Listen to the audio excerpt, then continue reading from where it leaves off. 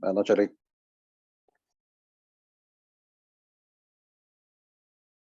Buenas noches, Liz. Buenas noches, buenas noches. Ok, compañeros y compañeras, hoy es 1 de noviembre del año 2022. Ya estamos prácticamente, para mí ya este es el último mes. El último mes de clases. Ya lo que es la última semana de este mes, pues ya deberíamos de estar con lo que compete a la última evaluación, que es prácticamente la última semana de este mes. Entonces, en buena hora. Una cosa más es, bueno, mañana, no sé si les he enviado este comunicado, yo creo que no, pero igual se lo voy a mandar. La compañera Jennifer, no sé si les mandó este comunicado. ¿Okay? Este es el comunicado que habla sobre el asueto que se concede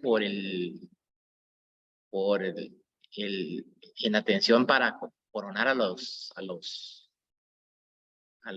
muertos, ¿no? Entonces, básicamente, pues ese es el motivo de este asueto, por lo cual el día de mañana,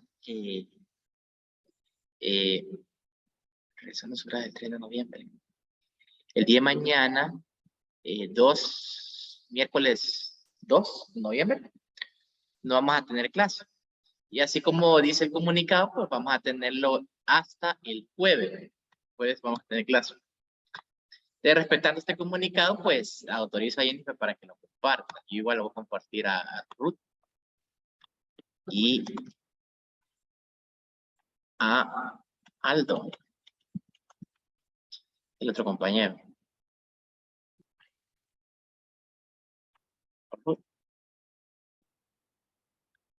Y Aldo.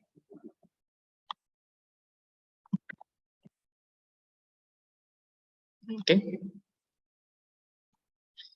Y creo que esto tiene que ver con este comunicado, si no me equivoco, que es también parte del mismo gobierno, donde anuncian lo mismo que estoy diciendo yo. Igual se lo voy a compartir a Jennifer.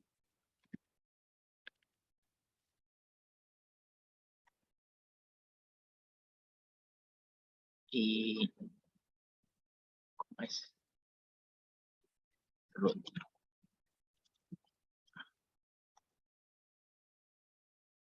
Ok. Entonces aquí están los comunicados para que los tengan. ¿Qué más? Bueno, a partir de hoy, lo único que les pido es que trabajen en el wiki. En el wiki, pues habíamos quedado el día de ayer que vamos a trabajar en las preguntas que competen para el examen. Ok, y eso es la actividad, si no me equivoco, la actividad 6, creo que es. Sí, creo que es la actividad 6 o 7, no me acuerdo. Vamos a revisar.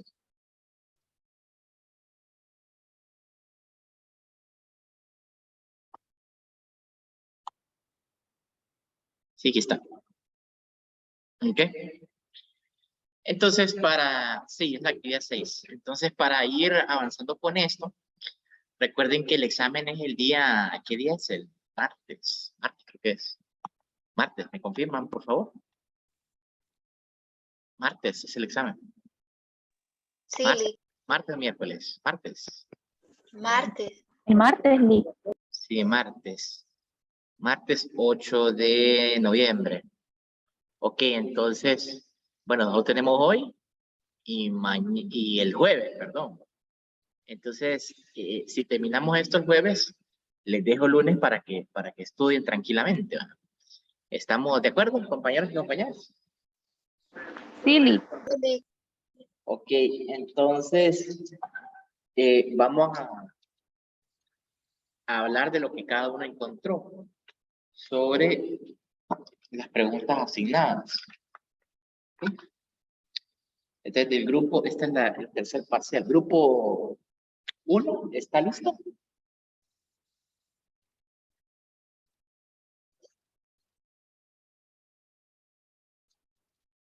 Grupo 1. Tengo a Nora, Karen, Olga y ese es el grupo, perdón, esta otra lista. El grupo 1 es Carla, Mario, Zoila, Ashby y Rocío. Recuerden rotarse en la exposición. O sea, aquí ya los tengo a todos participando, pero sería bueno que la rotaran. Ok, entonces, ¿quién expone el día de hoy?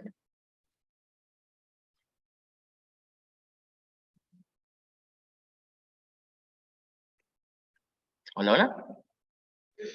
Sí, presente. Es que solo vemos dos compañeros y estamos viendo a ver cuál de los dos. Sí, pero sí, permítame, Lick, solo es que tengo problemas para entrar al wiki. Ok, te esperamos. Por mientras que se aliste el grupo 2.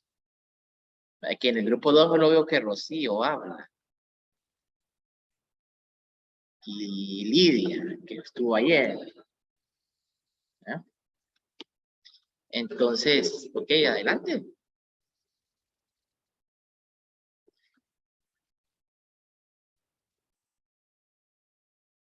¿Difieren el liderazgo y la gerencia? Esa es la pregunta. Puede sonar muy abierta, entonces pueden responder de forma abierta.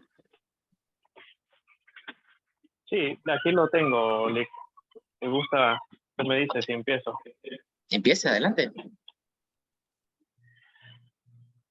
Ok, buenas tardes, compañeros. Mario Cerrato, del grupo número 1. Nos tocó la pregunta, ¿difiere el liderazgo y la gerencia? Y así fuese, ¿en qué? La investigación que hicimos, la respuesta la voy a leer textual. Dice, la fuente de esta influencia puede ser formal, como lo que proporciona una jerarquía administrativa en una organización. Sin embargo, no todos los líderes son gerentes y tampoco todos los gerentes son líderes. El simple hecho de que una organización otorgue a sus gerentes ciertos derechos formales no garantiza que sean capaces de dirigir con la eficacia o el liderazgo que les es otorgado. Esto lo podemos ver en muchos casos, en muchas empresas, donde el cargo de mando se lo asigna a una persona por compañerismo, porque se lleva bien, porque lo conocen, por cuello, como decimos actualmente, ¿verdad?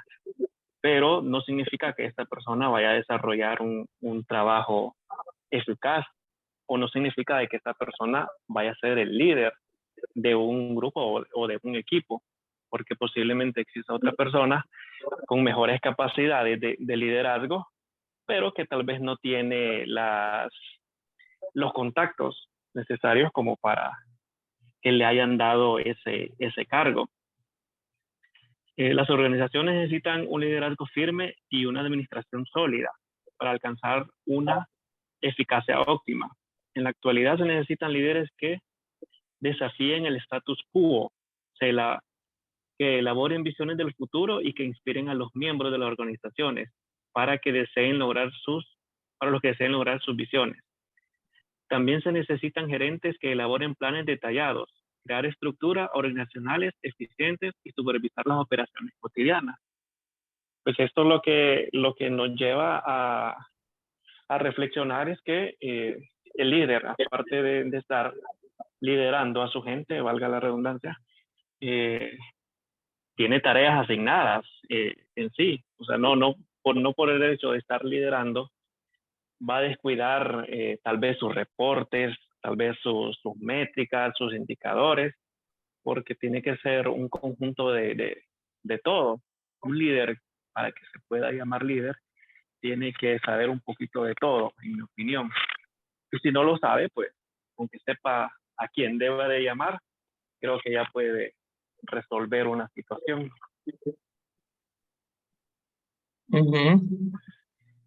Ok. Sí, esa sería mi opinión. ¿Alguien más del grupo quiere aportar algo? Buenas noches, mi nombre es Advin Montoya. bueno, en sí la conclusión que llegamos todo el grupo a tener es que, digamos, vaya, gerente, podemos decir que cualquiera puede ser, va.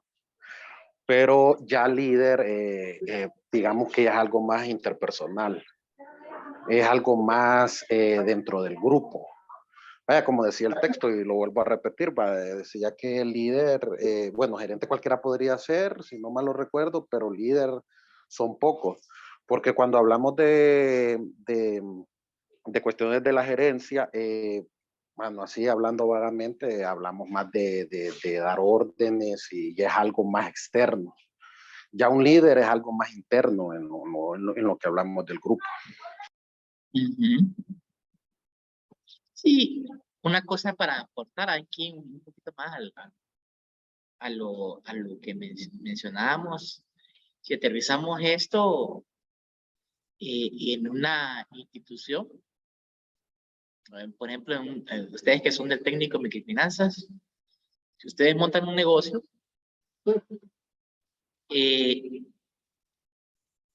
deben de tener prácticamente las dos cualidades, un gerente y un líder. Entonces, si lo vemos pragmáticamente, digamos que ustedes contratan a 2, 3 personas, poniendo una MIPYME pequeña. Ahora, que esas personas reciban su sueldo a fin de mes, depende en buena medida de las decisiones que tome el gerente, pues, o sea, el dueño. Si las decisiones no son acertadas, pues es normal que el negocio vaya de pique, ¿no? Si las decisiones se toman de forma objetiva, probablemente uno pueda hacer que el negocio subsista. La razón de ser de una MIPYME o una pyme o una pequeña, mediana, grande empresa es, bueno, que el negocio esté para todo el tiempo. Ahora, si vemos, aquí por ejemplo hay una estadística bien puntual que habla de que, esta estadística yo la recogí de la alcaldía, que habla de que, por ejemplo, casi un 60-70% de las empresas que se crean y que se van a inscribir a la alcaldía, de ese 70%, de ese 100%, un 70% cierra. ¿Pero por qué? Cierra porque no pueden cubrir sus necesidades básicas. Y yo le echo la culpa en buena medida a los mismos gerentes porque no hicieron su investigación. Ahora, si una empresa cruza ese umbral, pues existe una buena posibilidad de que la persona que esté dirigiendo ese negocio haya tomado buenas decisiones.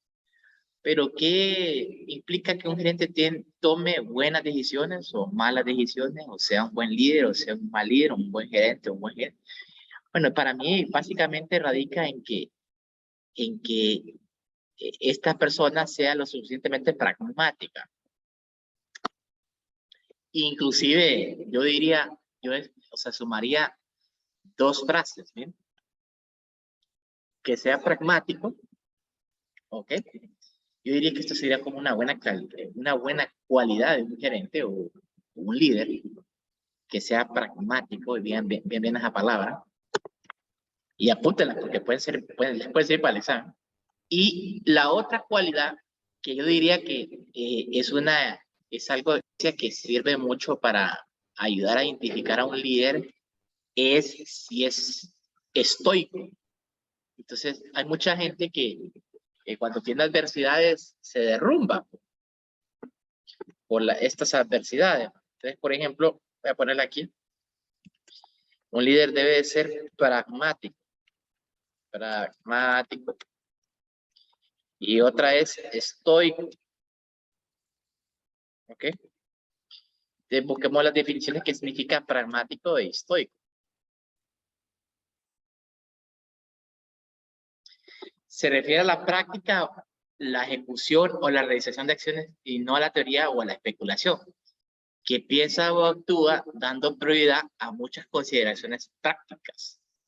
O sea, una persona que es bien pragmática, pues no especula, sino que toma sus decisiones basadas en los mejores consejos que le puedan dar, ¿va? Y para mí otra cualidad muy buena que aplica para ambos, un gerente o un líder, es estoico. Estoico. Muchos hablan del término estoicismo. ¿Qué significa ser una persona estoica? Miren, una persona estoica es aquella que trata de trabajar el autocontrol y la conciencia para lograr una vida plena. Ser estoico no significa ser frío o distante, sino intentar dominar emociones negativas para alcanzar la felicidad. Una persona que es estoica, por lo general, o sea, cuando tiene una situación, un problema muy grave, ¿verdad? Esta situación, pues la ve de cierta forma como una oportunidad de mejorar. Entonces, miren, el tema de ser estoico, o sea, para mí estoico es en los negocios, vamos a poner estoico, significado. Sí, dominio de la fortaleza por sí mismo. Aquí está, que demuestra fortaleza y dominio sobre sí mismo, especialmente ante desgracias y dificultades. Como les digo, nosotros tenemos momentos buenos y momentos malos. Todos nosotros vamos a tener ambas situaciones. No todo el tiempo vamos a estar bien. Ni tampoco significa que todo el tiempo vamos a estar mal. Recuerden que hasta la misma Biblia habla de que hay periodos de vacas flacas y hay periodos de vacas gordas. Sí, hay otras frases que dicen que después de la tormenta viene, ¿qué? La calma. Entonces, no todo el tiempo hay tormenta. Otras frases que hablan de que no hay mal que dure 100 años, ni cuerpo que lo resista. Entonces, todo esto pues nos hace a filosofar un poco sobre cuáles son las características de un líder. Para mí, básicamente pueden ser estas, ¿no? Al igual que un conjunto de una persona bien preparada, que sea pragmático, y que sepa conllevarla pues para bien de la organización, la toma de sus decisiones. Eso, como hablando un poco a lo que mencionó el compañero Mario y Aspi. Siguiendo con las exposiciones del grupo 2, tengo a Lidia, Obed, Gabriela, Edgardo, Francisco y a Dalí, que creo que a Dalí no está. Entonces, si me ayudan un poco con la siguiente pregunta. ¿Qué diferencias hay entre la teoría de los rasgos y las teorías conductuales? ¿Son válidas estas teorías? Muy rápidamente. Y se me va preparando el grupo 3. 3.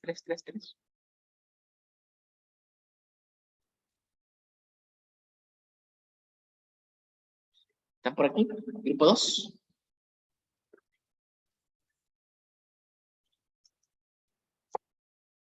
Hola, hola.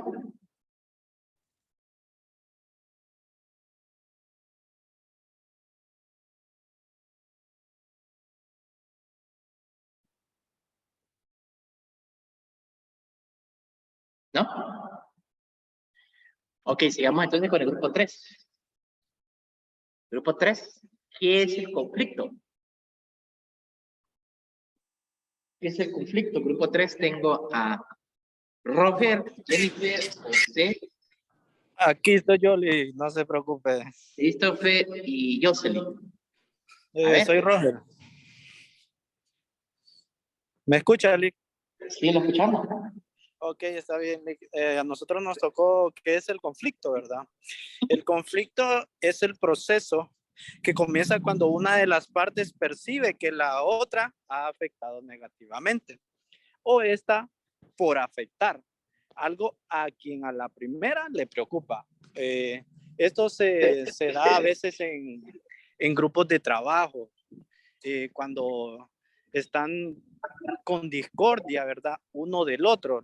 Y yo aquí, en la pregunta, le puse las 5 etapas, lo que es el conflicto, porque es muy importante saber cómo comienza un conflicto o cuál es su proceso. Ok, la primera etapa es la oposición o incompatibilidad, que es la presencia de condiciones que generan oportunidades para el surgimiento del conflicto. Aquí es cuando el conflicto ya va a dar comienzo entre las partes, ¿verdad? La etapa número 2 es la cognición y la personalización, que esta trata que si en la etapa número 1 se dio de negativamente la parte de la negatividad del conflicto, dice se puede ser percibido u advertido, ¿verdad? Aquí ambas partes entienden que hubieron conflictos y que ambas partes lo pueden percibir y que también lo pueden advertir. En la etapa número 3, habla sobre las intenciones, que dice que intervienen entre la percepción y emociones de la gente y su comportamiento manifiesto son decisiones para actuar de cierta forma. Entonces aquí es cuando las personas pueden comenzar a actuar de forma conflictiva contra la otra persona, ¿verdad? Contra la otra parte. En la etapa número 4 es el comportamiento. Cuando los conflictos son visibles, o sea, cuando ya se ve un conflicto, cuando ya son hechos, cuando ya se ven, ¿cómo le puede decir, licenciado? Cuando, como uno dice, cuando ya se ve a plena vista que hay conflicto entre ambas partes, ¿verdad? Cuando ya los dos no tienen algo en común, cuando ya los dos quizás se vienen haciendo como riñas o algo así. Y la etapa número 5 sería el resultado, que podrían ser funcionales si el conflicto mejora el desempeño del grupo o disfuncionales si lo obstaculizan, ¿verdad? Ok. No sé si una de las compañeras de mi grupo quiere aportar algo también.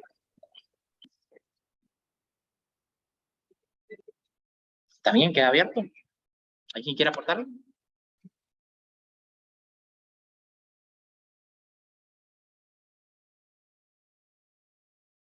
¿No?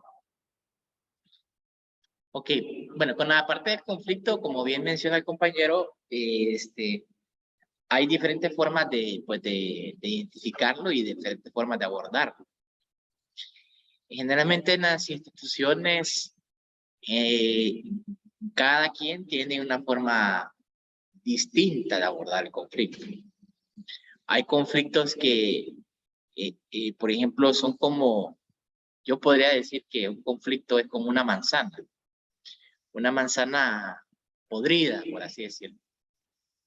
Entonces, cuando la manzana esa manzana podrida no se controla, probablemente esto llegue a afectar la forma en cómo se visualizan a las mismas autoridades. O sea, como autoridades que no hacen nada, autoridades incompetentes. ¿Pero por qué? Porque no ponen un alto al conflicto. Es como, por ejemplo, un policía. Que un policía ve un asalto y no hace nada por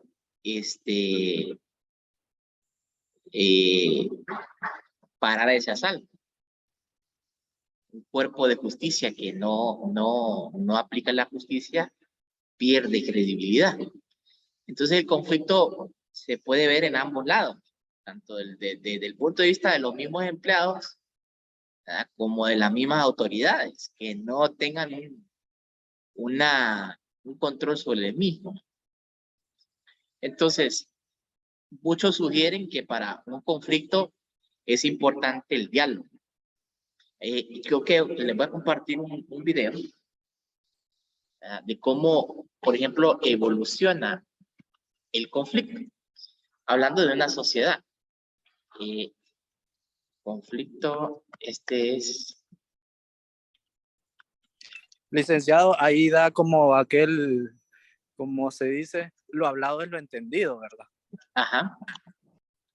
Entonces, le voy a poner un ejemplo muy breve, que tal vez dura como unos 10 minutos, y esta parte del conflicto da pie para el otro tema que viene, que es la etapa de negociación. ¿Verdad? Entonces, en la etapa de negociación, pues, hablamos mucho sobre conflicto. Este video creo que está en YouTube, pero se lo voy a compartir por acá para que lo veamos. A ver. Técnicas.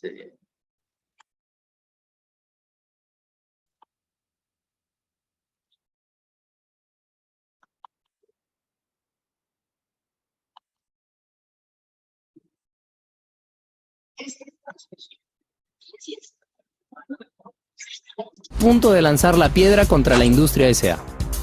Juan, líder de su comunidad, normalmente es una persona pacífica, pero está molesto porque la industria S.A. quiere comenzar a operar muy cerca de su pueblo, Ñauri. En realidad, todo el pueblo está molesto y hay varias piedras alrededor. En la industria S.A. también están molestos. A pesar de que tienen todos los certificados aprobados y la autorización del gobierno central, su nueva planta no puede inaugurarse porque Juan y los pobladores de Ñauri están bloqueando la entrada. La industria S.A. no tira piedras, pero ha solicitado apoyo policial. La policía les ha sugerido usar cascos. Ya son varios los días de tensión y hay mucha desinformación sobre el tema.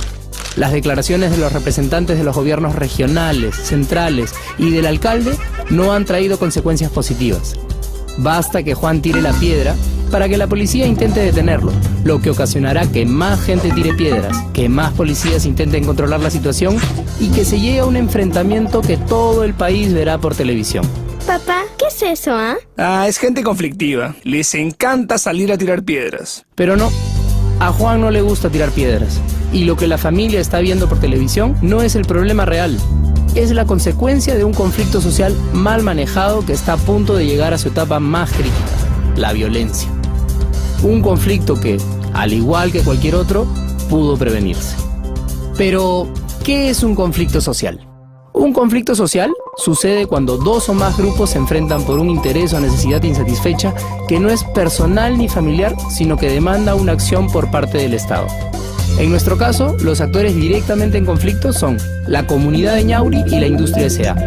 Ellos perciben las cosas de manera diferente. Para la industria S.A., este terreno es una gran oportunidad de negocio. Un negocio que, dicen además, creará puestos de trabajo, vías de comunicación e impulsará el desarrollo en la zona de Ñauri. Juan no sabe qué pensar cuando escucha la palabra desarrollo. Ha visto y escuchado tantas cosas relacionadas a esa palabra que se siente realmente confundido. Pero, ¿cuándo empezó realmente este conflicto? 3 años atrás, Juan y la industria S.A. apenas se conocían. Juan aún no tiene ninguna piedra en la mano y la industria S.A. no lleva cascos. La industria S.A. está feliz. El gobierno central le ha dado la concesión del terreno en Ñauri, cosa que es un muy buen negocio para ella y que generará ingresos para el país y la zona. El Estado también está feliz. No imagina la desconfianza que podría generar en los pobladores de la zona este proyecto de inversión y asume que Juan y la comunidad de Ñauri estarán de acuerdo. Es aquí, sin que nadie lo note, que se ha iniciado el conflicto. El primer síntoma aparece meses después, apenas la industria S.A. llega a Ñauri. No. ¿No? No. Aún así, los camiones siguen llegando y llegando. Juan va hasta el gobierno regional para denunciar el hecho, acompañado del alcalde de Ñauri. El funcionario revisa el caso, pero se siente frustrado. Como no cuenta con la información suficiente para resolver el tema, lo deriva con un oficio a su jefe, quien deriva el tema al gobierno regional, que a su vez lo manda a las oficinas del ministerio esperando respuestas. Unas semanas después, el caso regresa al funcionario con muchos sellos encima, pero sin ninguna solución. Un par de meses después, más máquinas llegan a Ñauri. Juan y su comunidad deciden tomar medidas más drásticas para hacerse escuchar: bloquear la carretera.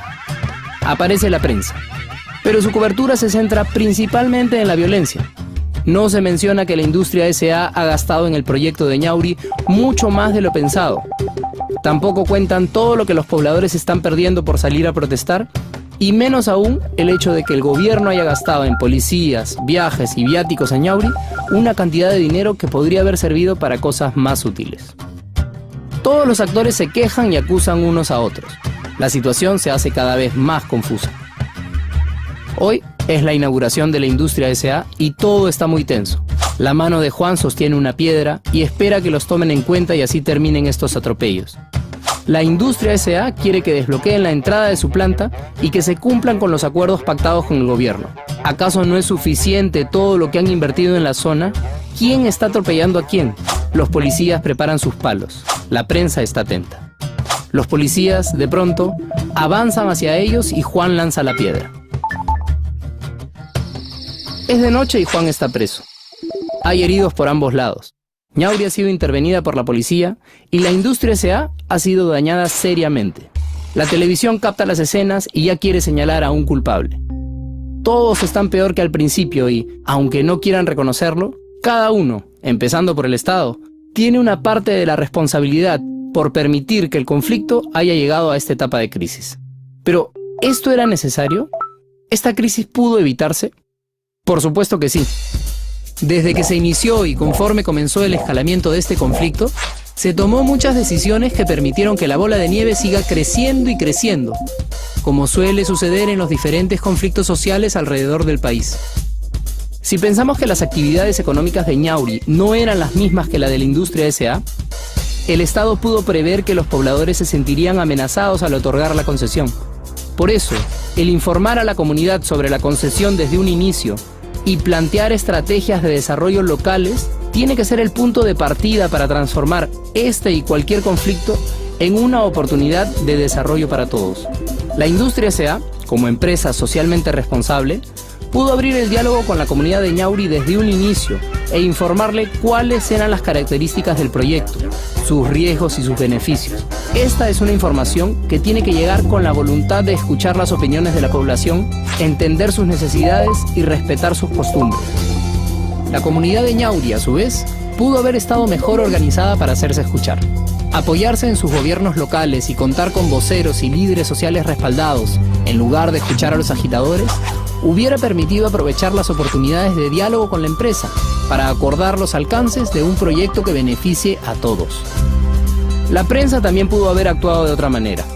Analizar las causas que generaron el conflicto, hacer ver la necesidad de coordinación previa, cuestionar los intereses de las partes e intentar comprender las alternativas de solución en vez de solo registrar actos violentos. Esta clase de periodismo, metódico, analítico y responsable, impacta positivamente en la opinión pública, haciéndola entender que para comprender un conflicto social no basta con señalar a un responsable. Es muy importante que los conflictos sociales sean atendidos inmediatamente en el lugar donde se producen para que no sigan creciendo. La coordinación de una mesa de diálogo sobre la inquietud de la comunidad de Ñauri pudo ser una de las primeras reacciones. En general, en vez de entrar en una lógica burocrática, se puede trabajar en conjunto para plantear soluciones prácticas y reales que detengan el escalamiento del conflicto. Esta es una tarea vital y urgente para que la lógica de desarrollo se dé en una lógica de paz. Todas estas formas de prevenir parten por la institucionalización del diálogo como mecanismo para la construcción de paz y la convicción de que el conflicto, si se aborda con inteligencia social, puede transformarse en una oportunidad en la que todos los actores salen beneficiados. Es más barato, menos trabajoso y más inteligente prevenir a través de la educación, el diálogo y la información compartida que reaccionar ante la crisis, la violencia y la inestabilidad social. Aunque queramos evadirlos o ir en contra de ellos, los conflictos son una parte natural de la convivencia humana y por lo tanto hay que aprender a manejarlos. No son ni buenos ni malos y de ninguna manera tienen que significar violencia. Si hiciéramos una comparación, la manifestación del conflicto es para la sociedad lo que la fiebre es para una persona. No es una enfermedad en sí, sino un síntoma que nos alerta que algo anda mal. Y si se actúa con confianza, responsabilidad y respeto a todas las personas, más que un problema, el conflicto puede ser una gran oportunidad para seguir desarrollándonos como sociedad y así alcanzar el bienestar de todos los peruanos. Este es un video producido por el Prefcom PCM basado en... Ok, ¿qué les parece el videito? Se los voy a mandar para que lo tengan y podamos hacer alguna reflexión de esto entre hoy y mañana. Vamos a ver. No, entre miércoles. Espérenme, ¿quién es la que coordina? Jennifer. ¿Alguna pequeña reflexión, compañeros y compañeras?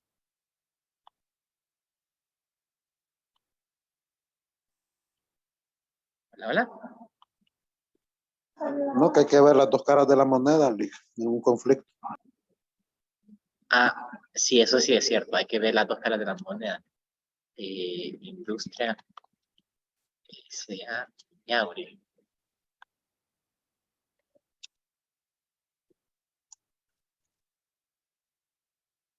Este es.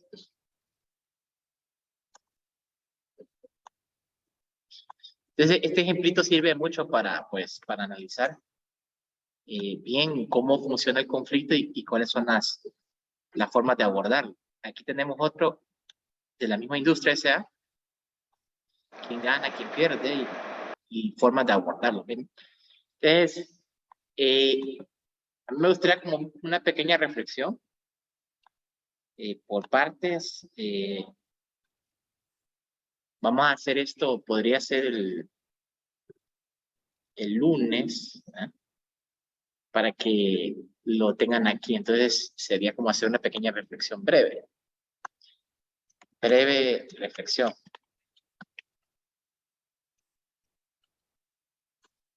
Por escrito. Para el domingo, puede ser domingo. De video. Individual, puede ser. ¿Ok?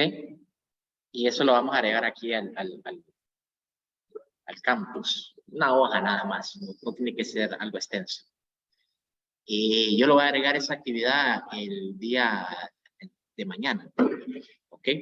Es un ensayo de una hoja nada más. Para que hagan una pequeña reflexión sobre esto. Entonces, esto sería todo por hoy. ¿Ok? Nos miramos entonces, quedamos que es el día jueves, que nos vamos a volver a ver las caras para continuar con la exposición del grupo. ¿Qué grupo? Hoy, el grupo 4, 5 y 6. Con esos dos grupos, esos tres grupos, ¿ok? Entonces 4, 5 y 6 nos miramos el día jueves, ¿ok? Sin más que decir, pasen muy buenas noches y disfruten sus vacaciones el día de mañana, ¿ok? Bueno, Lick, una pregunta. Ajá. La vamos a subir al campus, la tarea. Sí, yo no la he cargado todavía, pero la voy a cargar. Es una hoja nada más y la voy a dejar para el domingo. Mañana Listo, la voy a... ¿La podemos hacer en Word o necesariamente tiene que ser escrita, Lick? En Word, Listo.